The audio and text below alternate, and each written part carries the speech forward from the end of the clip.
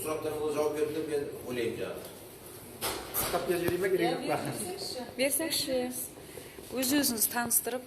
Есім Әсілбек Абзалов, Түркістан қаласының тұрғынымын. Осы площадьта осы жолда қабылдау акциясы өткен болатын. Осыдан біраз ай өтті. Сол кезде мен келіп, осы әкімшілік полиция басшысы сол кезде сұхбат болған болатын. Сол кезде біраз өзіме білмеген көптеген жаңағы өзім сұрақ қойып жауап алдым. Енді осы акция неге болмай кетті деген сұрақ болды мен.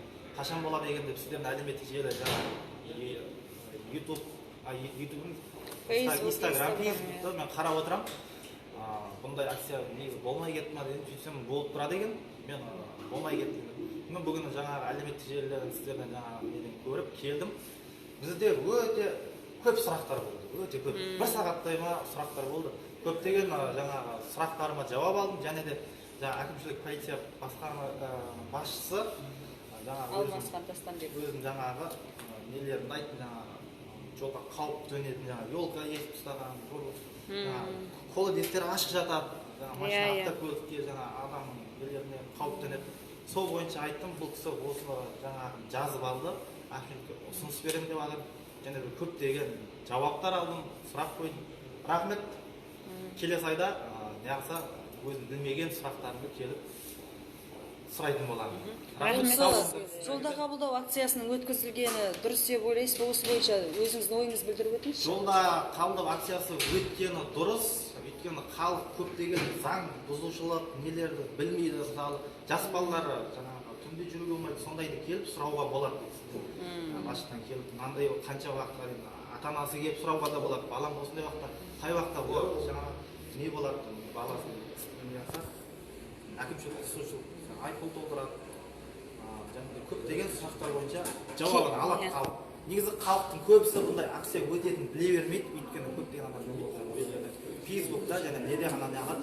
Сондықтан бұны барынша таратып халыққа сыртына акция пәлен күні өтеді деп жазып қойсаңыздар өте керемет болады. Сол, рахмет. Рахмет сізге де белсенділігіңіз үшін. Рахмет, келіп тұрыңыз. Сау болыңыз. Жақсы сау болыңыз.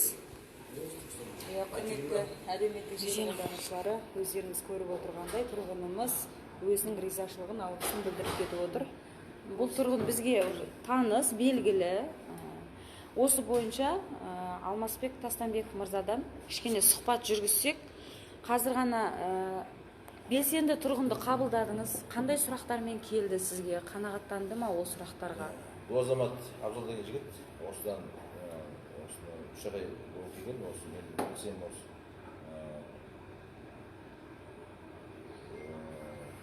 қазан айында келіп кетті деп ойлаймын. Ол кезде осындай бір сағат бұл сұрақтар қойған. Сұрақтар қойып, жаңағы айтып жатыр, бір-екі жерде сотқа барғаннан кейін осы сіз айтады, сіздің осы жауаптарыңыз маған керек, өте керек болды. Сол кезде сөйді айтып, жеңіп шығып жатыр жаңағы. Бүгін де сұрап жатыр. Негізі сұрайтындар бұлар бүгін сұраған бар, жол белгілерімен жолдың сызықтары туралы айтып жатыр. И жаңа да өзінің біраз ұсыныстарын айтты, мына жолдағы белгілер бойынша, жолдағы нелер бойынша. 3-4 ұсыныстарымыз жаңағы қазір алып, қалаға әкімдікке береміз, ұйғарым беріп береміз. Жолда кәріздер жүйесін жаңағы қақпақтар жоғалған, ұрланған немесе ашық жерлер бойынша басқа береміз. Одан басқа да мынау жол жүрісіне қатысты емес басқа сұрақтар да қойып жатыр. Біз енді барлық сұрақтарына жауап беруге жаңағы тырыстық. Немесе жаңағы біз құзырымызға келген сұрақтар бойынша басқа мына полицияның басқа бөліністеріне арыздану керек тұрады, немесе жұмыс күндеріне фронтобусқа келіп, осындай бізде тергеу бөлімінің басқармасын, немесе өзінің қауіп басқармасын түсті, соларға жаңағы өздерінің сұрақтарын қойып, немесе арызданып беруге болады. Бұл жөнінде біз оған тиісті жауап бердік. Бұл жігіттер жаңағы енді өтетін кезде сұрап алды. Оған дейін басқа азамат, басқа бар, сол тағы да біраз сұрақтар жинап береді деп айтып кетті. Осындай негізі азаматтар кеп өте ойлайды, бұл білместік істеп қоймастан гөрі, одан гөрі мына осыны құқықтар басқа бар, жол ережесін бұзбайын деп келіп отыр, бізде сұрап отырсын бар. Сол үшін осы облыс тұрғындарын, қала тұрғындарын осындай полиция бөлімдеріне келіп сұрақтар қоюға шақырамын. Мен енді айтарым, мен тек қана мынау жолда қабылдау күндері емес, басқа күндерде қабылдауға дайын азаматтар. өздерінің жаңағы жеке мәселелер бойынша немесе осындай туындаған сұрақтар болса, бізде разъяснение беріп басқаға дайынбыз. Бөлім кабинетке шақырып болмаса, осында керек болса, осында продукция түсіп келіп, осында өзіміз сұрақтарына жауап береміз. Ашық бізге кез келген уақытта.